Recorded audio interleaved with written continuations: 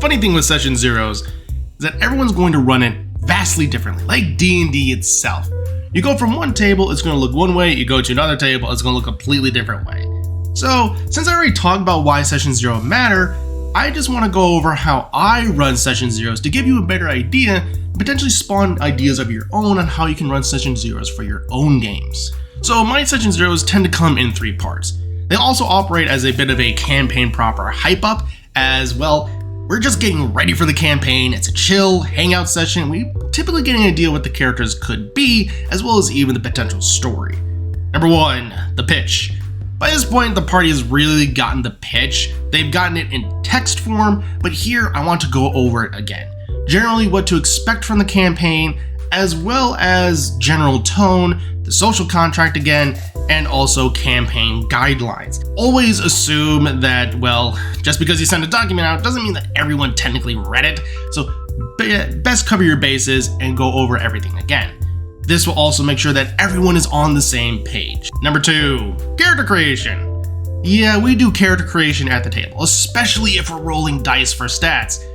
It's not that I don't trust my players, it's just an extra layer to make sure that, well, the stats are correct, and also, it's just fun to see other players roll the character stats at the table. It's like watching the character come to life.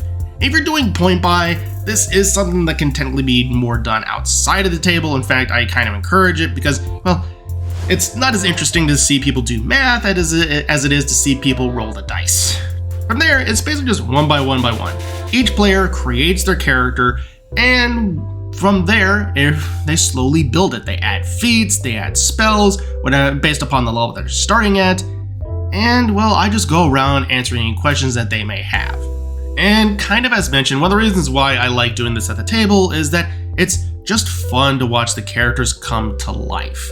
To see those final bits of details be put down from pen to paper. And it's really just interesting to see the process, especially see how different players create the characters, where they can even help each other at the table. And then, yes, it is to keep an eye on potential any cheaters that may come up because, well, just because you talk to someone and vet someone doesn't mean you aren't going to catch those bad behaviors in that conversation. Even then, Session Zero is not a silver bullet to the matter. Number 3, mock combats. Every DM out there can attest that they have seen this happen, where a player gets an idea for how they want their character to play out, and then they finally do in Session 1, and the mechanics just don't match the vision of the character. That's one of the reasons for the mechanical combats. It's to give the player a chance to see that early on, is this the class that they're going to want to play for who knows how long? If they're not going to get into it early game, and the class doesn't really seem to be all that interesting later on either, well, they have the option to swap out and recreate the character. Another thing it does is that it lets me know as the Dungeon Master where exactly is the line. These combats are effectively stress tests. There's usually only going to be 3 of them. These are purely mechanical. This is meant to see, for me as the Dungeon Master, how far can I take you all before it's going to be a TPK. That way I can go into Session 1 and having a better idea of the encounter design as to whether or not this will wipe the party. Because no one wants to do that in Session 1. This is just a solid guideline because that's one of the issues as a DM I've noticed going into Session 1 is you really don't know the strength of the party or really anything else. So this is just something I generally like to do because it really benefits everyone at the table. Gives the player an idea of their character and something that they're going to enjoy, the party, and see how everyone plays together, and then also on my end to see where I can go and how far I can push things before it becomes, well, a TPK. And for those wondering, yes, we did do this for Winds of Calamity. We had to split it up into 2 parts, mainly due to scheduling stuff.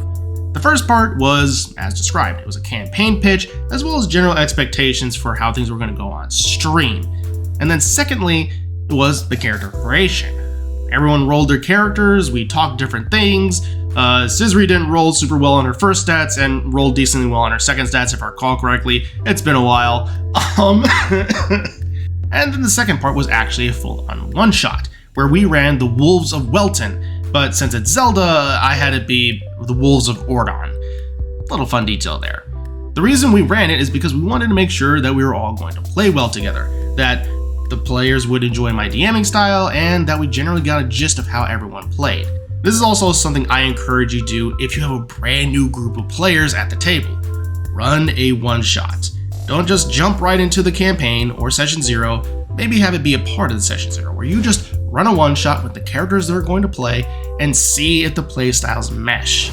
It's better just to recognize that, you know what, this is just not going to work out and look for a new group, rather than to try and make the campaign work and you wind up on something like Crispy's Tavern. So that's how I run session 0s. Pretty straightforward, pretty simple, but has been largely effective every single time I've done it. And I hope that this is able to provide you ideas for what you can do for session 0s if you're not running them already, or if you are running them, maybe things that you can adjust. And in fact, let me know how you run your session 0s. I'm sure we're going to get some people who say, my group has been playing for decades and we've never done a session 0, we've just done emails. Hate to tell you, bud, but that's a session 0, just an email form, so. But apart from that, everyone, thank you so much for watching. As always, keep being awesome, keep rolling those dice. Cheers.